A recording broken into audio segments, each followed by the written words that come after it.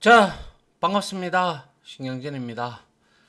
자, 우리가 이제는 2020년에 개정이 되었고, 그리고 이제 지금 시행되고 있는 정보 처리 기사의 이제 필기에 대한 강좌를 이제 맡게 된 신경진이라고 합니다. 앞으로 여러분들과 이 정보 처리 기사, 특히 필기 같은 경우는 아주 광범위한 내용으로 바뀌었어요. 특히 뭐 다음 조금 이따가 설명을 드리겠지만 NCS 기반으로 지금 209개 정도의 이제 구분화가 돼서 세심화가 돼가지고 좀 범위가 많이 넓어졌습니다. 제가 이 자격증을 칠 때와는 많이 달라졌죠. 그렇기 때문에 이 부분을 특히 이렇게 개정이 되고 난 다음에 합격률이 60%대 가까이 갔다가 지금 거의 한 20%에서 곤두박질을 치고 있습니다.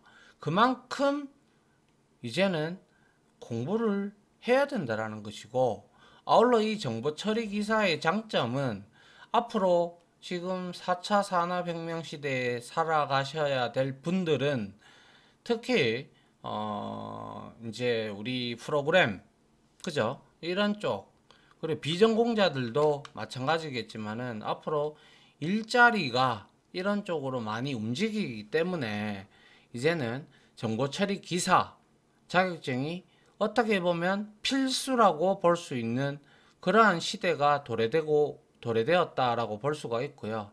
그에 관련해서 이러한 정보 처리 기사와 자격증과 자기의 프로그래밍 실력, 어떠한 언어로도 상관없습니다.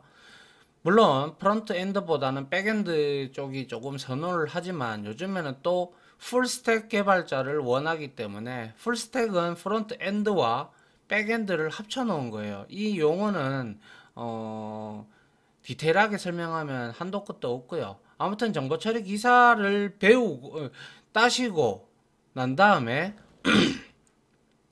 우리가 여기서 공부를 해서 배우고 난 다음에 따고 그리고 실기도 합격을 해서 이제 여러분들이 언어를 배워야 됩니다. 알겠죠?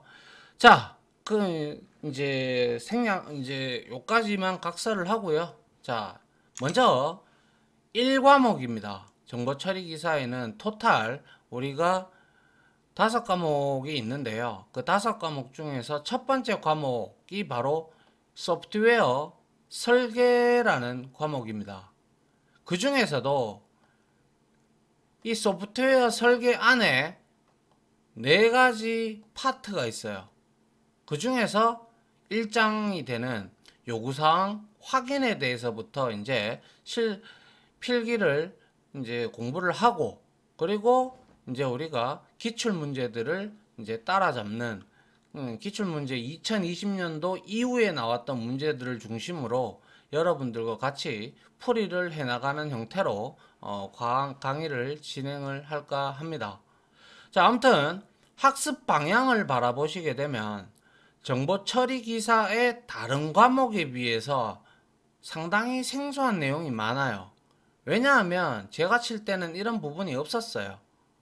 그냥 생소한 내용이 많다라는 것은 NCS 기반으로 이렇게 모듈 단위로 구분을 하는 바람에 해놨기 때문에 조금 생소한 용어들이 많다라는 뜻이고요. 아울러 범위가 상당히 넓습니다. 그리고 어려운 과목인데 뭐 중요한 거는 출제 기준이 변경된 이후 2020년을 기준으로 변경된 이후에 약 한 25%, 5과목 중에서 25%로 가장 많은 문제가 출제된 과목이기 때문에 신경 써서 학습을 해야 되고요. 그리고 다행히 출제된 문제들이 대부분 개념, 그러니까 이 용어가 무슨 뜻을 하고 뭐 어떠한 형태로 흘러가느냐 이런 것들에 대한 묻는 것들이어서 필요한 점수를 넣는 데는 그렇게 어렵지는 않습니다. 그러니까 출제 비중이 높은 통상적으로 1장과 3장을 집중해서 학습을 하시면 좋은데요. 저는 강의자 입장이다 보니까 전반적으로 다 다뤄야 되겠죠. 그죠? 예. 그래서 필요하시다면 좀 시간이 없으신 분들은 1과목에서 1장과 3장, 특히 지금 1장을 이제 우리가 공부할 거니까 1장과 3장에 집중해서 학습을 하시고, 그러면 이거는 과목당 60점, 40점 이하가 되면 꽈락이 돼요. 아무리 평균이 60점이 이상이 되더라도. 알겠죠? 그래서 1장과 3장을 집중을 하더라도 뭐 40점 이상은 충분히 넘을 수 있을 거라고 보고, 제가 바라보건대 이 강의를 다 듣고 하면 뭐 정말 열심히 좀 공부를 했다면 안전하게 이제 데드라인을 넘어서서 우리는 목표를 여기서는 70점에서 90점 정도 사이까지 맞는 걸로 저는 목표를 하고 있습니다. 물론 100점을 맞으면 더더욱 좋겠죠. 근데 우리가 아무리 강의자의 입장에서도 100점을 목표로 한다는 것은 뭐 아예 듣도 보도 못한 벗어난 내용에서 나와가지고 우기면 저도 할 말은 없잖아요. 그죠? 예. 특히 1장에서는 소프트웨어 생명 주기하고요. 그리고 UML, 요거는 이제 뒤에 가서 차차 설명을 드릴게요. 그리고 3장에서는 객체 지향의 구성 요소와 모듈 부분에 집중하도록 합니다. 특히 제가 강의를 할 때마다 이러한 이제 과목이 바뀔 때마다 이러한 방향을 여러분들한테 설명을 드릴 텐데요. 그럴 때 이런 것들을 체크 포인트로 두시고 여러분들이 시간이 없을 때, 시간이 좀 넉넉하다. 근데 통상적으로 좀 넉넉하게 하려고 그러면 한두 달 정도는 공부를 하셔야 돼요. 아시겠죠? 왜냐하면 4과목인가요? 프로그래밍 언어, 특히 전공자들은 괜찮지만 비전공자들은 좀 어렵습니다. 이야기가. 알겠죠? 예, 그러니까 비전공자들은 조금 한 시간을 두고 1년에 3번 치르잖아요. 그러니까 기출 문제를 중심으로 하되 좀 그래도 언어론에서 많이 떨어지기 때문에 꽈락이 나오는 추세이기 때문에 그 프로그래밍 언어론에서 꽈락을 안 맞도록 최선을 다하고 1장과 3장에서 이제 우리가 집중해서 학습을 하도록 하시면 충분히 이 1과목은 통과하실 수 있지 않겠나 개인적으로 생각을 합니다. 자, 보도록 하죠. 그 전에 앞서서 시험에 대한 간단한 안내를 좀 해드리도록 할게요. 자, 정보처리 기사 시험은 국가 직무 능력 표준, 앞에서 말씀드렸다시피 NCS를 기반으로 하여 문제가 출제가 되는데요. 이 국가 직무 표준 능력이라 함은 우리가 어떠한 정보 처리를 할 때 그거를 세세하게 기준별로 이제 모듈을 다 나눠 놨어요. 아시겠어요? 그래서 NCS 능력 단위라고 우리가 흔히 얘기를 하는데, 이제 NCS 학습 모듈, 특히 직업 전문 학교에 가면 이러한 모듈을 이제 다 책을 나눠 주거든요. 제가 직업 전문 학교 지금 교사로 있기 때문에 그걸 다 알고 있기 때문에 아무래도 가르치기가 수월하지 않겠나 싶습니다. 아무튼 NCS는 National Competency Standards, 표준이라는 뜻이에요. 알겠죠? 이러한 산업 현장에서 여러분들이 직무, 특히 정보처리 기사 같은 경우는 전산실, 프로그램 개발자, 데이터베이스 관리자, 네트워크 통신, 뭐 등등 여러 가지 IT 분야가 많습니다. 그러한 분야에 대해서 직무를 수행하기 위해 요구되는 지식, 기술, 소양 등의 내용을 국가가 산업 부분별, 수준별로 체계화한 것입니다. 그래서 예전에는 이러한 것이 없었어요. 제가 치를 때만 해도. 그래서 산업 현장의 직무를 성공적으로 수행하기 위해 필요한 능력을 국가적 차원에서 표준화한 것을 의미를 하는데요. 제가 이런 말씀을 좀 드리기는 그렇지만 실제 이거는 이제 자격증을 따기 위해서 여러분들이 공부를 하는 거죠. 물론 도움이 되는 부분도 많습니다. 있지만 일단은 실력을 우선시 하는데 이제 비전공자들 같은 경우는 통상적으로 취업을 하기 위해서는 전공자들은 반드시 필수적으로 따야 되는 것이고 비전공자들도 IT 쪽으로 가기 위해서는 이제 이 정보 처리 기사가 이제 필수적이다. 이렇게 보시면 되고요. 그리고 NCS의 능력 단위를 교육 및 훈련할 수 있도록 구성한 교수 학습 자료를 바로 NCS 학습 모듈이라고 합니다. 그래서 정보처리 기사 시험은 NCS 학습 모듈 중 정보통신 분야에 세 가지 분류가 있는데요. 특히 그 중에서 정보기술 분류에 포함된 정보기술 개발과 정보기술 운영에 속한 125개의 학습 모듈을 기반으로 하고 있습니다. 아시겠죠? 예.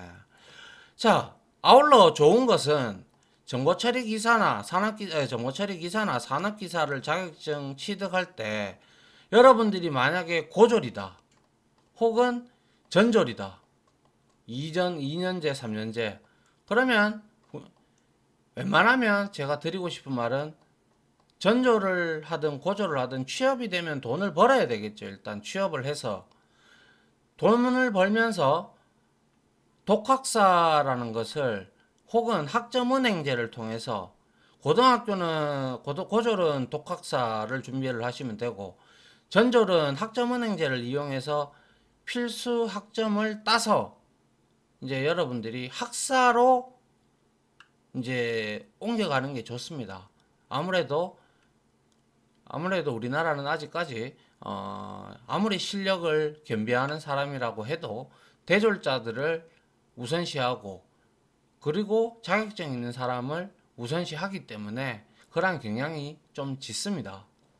아무튼 독학사 취득을 위한 학점이 인정되고 이것 또한 역시 학점은행제에서도 인정이 됩니다. 그래서 정보처리 산업기사는 20학점으로 굉장히 최고 높습니다. 그죠? 우리가 통상 전공 필수 학점이 3학점, 4학점 하죠. 그리고 정보처리 산업기사는 16학점으로 인정이 되고요. 그리고 사무자동화 산업기기 16학점, 커말 따시는데 14학점이고요. 1급에 한해서 1급은 또 커말 1급은 상당히 어렵습니다. 그리고 2급은 6학점밖에 안 돼요. 그리고 워드 프로세스는 4학점.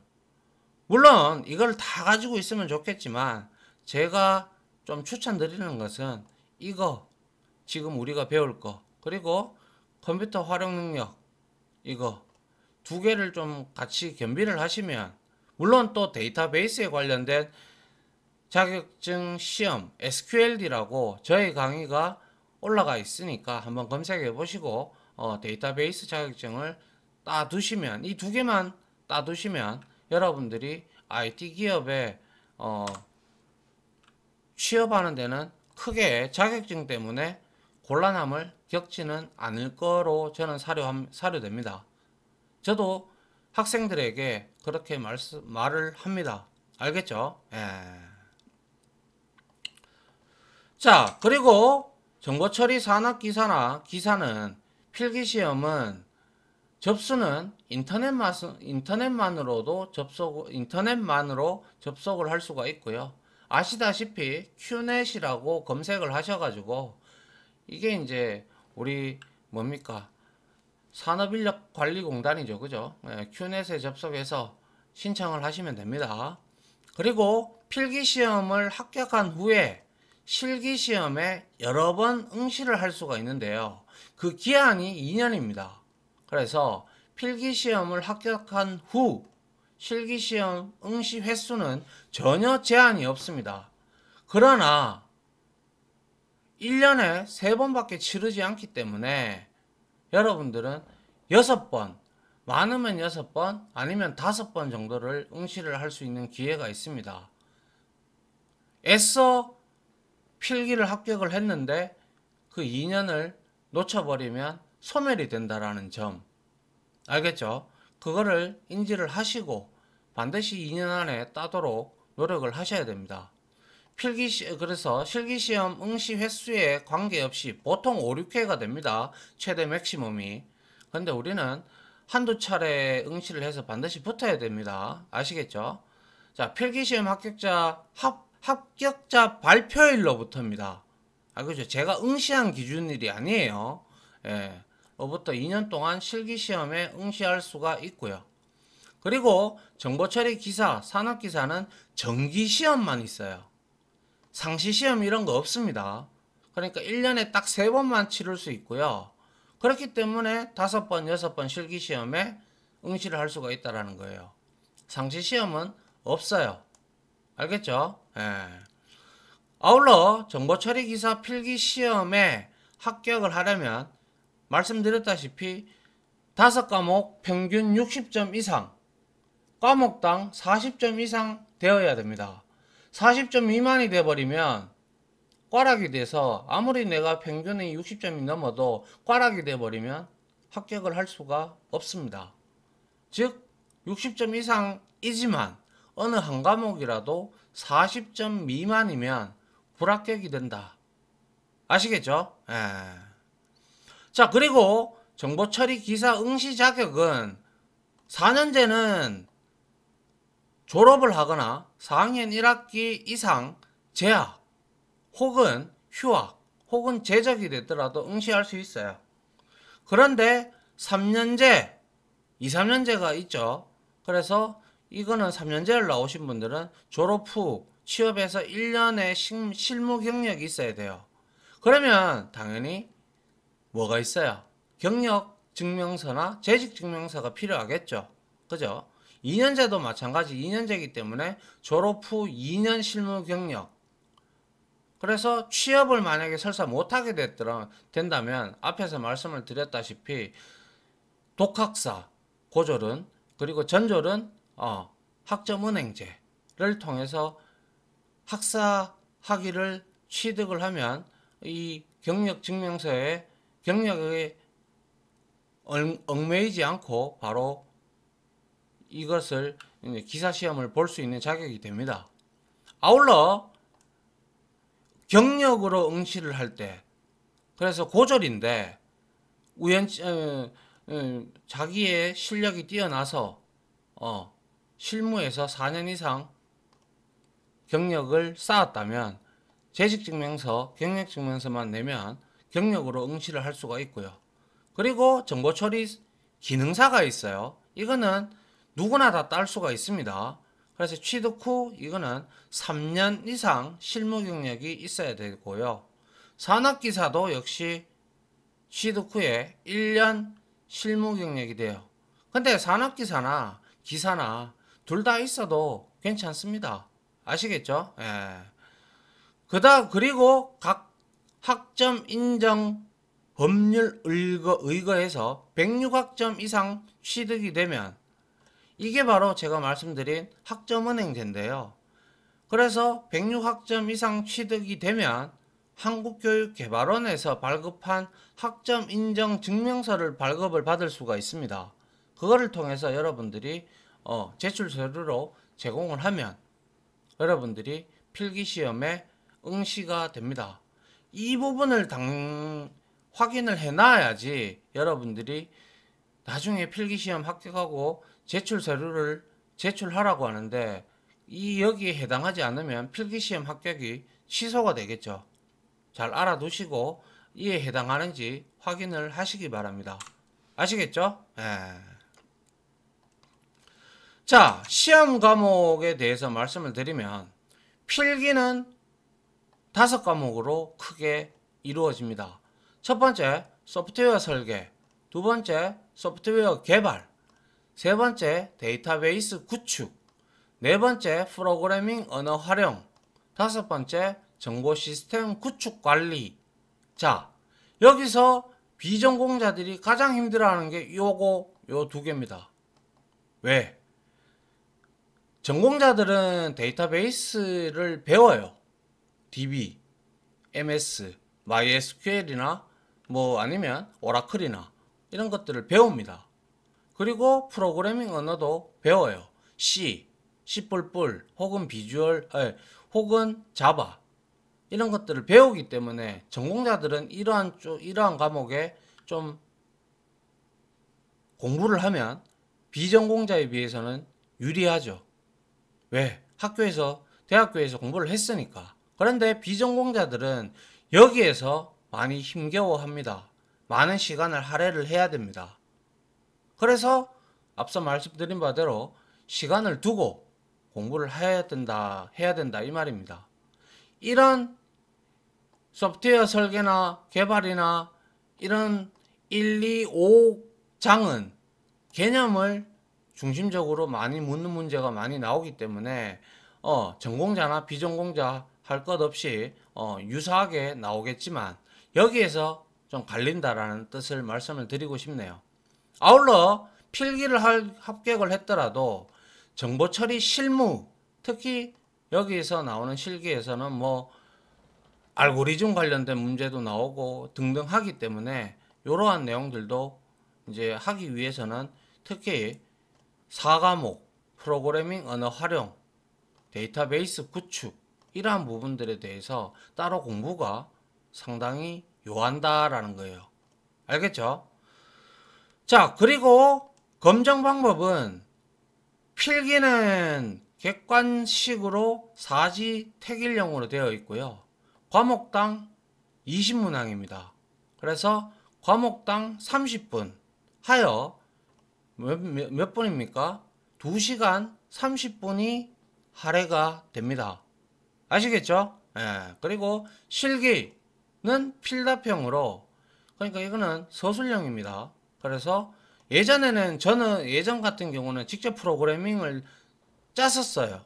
저 같은 경우는 비주얼 스튜디오 C로 성적 처리 프로그램을 직접 짜서 코드로 그 결과가 나오면 합격 여부가 가려졌지만 지금은 이제 필답형으로 서술형 형태로 바뀌었습니다. 역시 시간은 2시간 30분입니다. 그래서 많이 까다로워졌다. 그렇기 때문에 합격률이 굉장히 저조하더라 라는 겁니다. 무슨 말인지 이해 가시죠? 예. 자, 이제 우리가 정보처리 기사 제1과목 소프트웨어 설계 설계에서 이것도 4개의 장으로 구분이 되는데요. 1장과 4장으로 각각 요구사항 확인, 화면 설계, 애플리케이션 설계, 인터페이스 설계가 있는데요. 이게 전부 다 NCS 학습 모듈의 이름입니다. 이름. 그래서 여기에 보시면 최근에 나온 출제 빈도 경향을 백분율로 이렇게 나타냈는데요.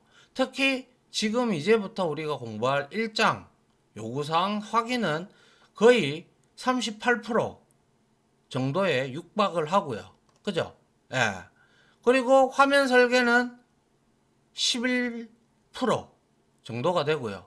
애플리케이션 설계가 43%, 그죠? 인터페이스 설계가 7.56% 정도가 나옵니다. 그런데 제가 말씀드렸다시피 1장과 3장을 중심적으로 시간이 없으신 분들은 공부를 하시면 되고, 아니면 정말 내일이 바로 시험이다. 근데 우연치 않게 제 거를 보게 됐다. 그러면 이거와 이거에 관련된 내용들만 공부를 벼락치기라도 해서 검정 수수료라도 건져야 될 거 아닙니까? 그죠? 그래서 근데 시간을 두고 좀 공부하는 게 좋습니다. 이러한 형태로 지금 출제가 되고 있으니 특히 1장과 3장에 집중적으로 시간을 좀 할애를 하시고, 그리고 2장과 4장은 이제 시간이 날 때, 물론 저는 강의를 다 찍겠습니다만은 이 강의를 이거는 시간이 날 때 보시라 이 말입니다. 알겠죠? 예. 그리고 이제 이 요구사항 확인에서도 보시면 이와 같이 요구사항 확인, 이 파트는 1파트 1과목이죠. 이 파트는 총 10개의 작은 장으로 구성이 되는데요. 우리가 그래서 첫 번째로 공부할 게 소프트웨어 생명주기, 그리고 스크럼이라는 기법이 있어요. 그리고 익스트림 프로그래밍 기법, 즉 XP 기법이라고 하는 것도 있고요. 그리고 현행 시스템 파악하는 내용과, 그리고 개발 기술, 환경 파악, 요구사항 정의, 그리고 요구사항 분석, 그리고 요구사항 분석을 할 때 케이스와 히포, 그리고 UML이라고 하는 Unified Modeling Language. 그러니까 이거는 언어를 이제 모델링하는 도구입니다. 그리고 주요 UML 다이어그램이 있는데 이런 것들은 지금 아마 생소하실 겁니다. 그죠? 그러나 하나하나 저랑 같이 공부해가면서 여러분들이 익혀 나가기를 바라봅니다. 알겠죠? 자, 여기까지 해서 시험 안내 부분들과 그리고 이렇게 빈도를 말씀을 드렸고 안내 사항까지 다 말씀을 드렸고요. 본격적인 강의는 이제 다음 시간부터 진행을 하도록 하겠습니다. 다들 좋은 성과가 있기 바라고요. 그리고 여러분들의 건성건성으로 공부를 하지 마시기 바랍니다. 아시겠죠? 특히 저는 강의를 하고 기출문제, 그리고 제가 여러분들한테 드리는 평가 문제가 있습니다. 거기에는 예상 문제로 제가 여러분들한테 드릴 겁니다.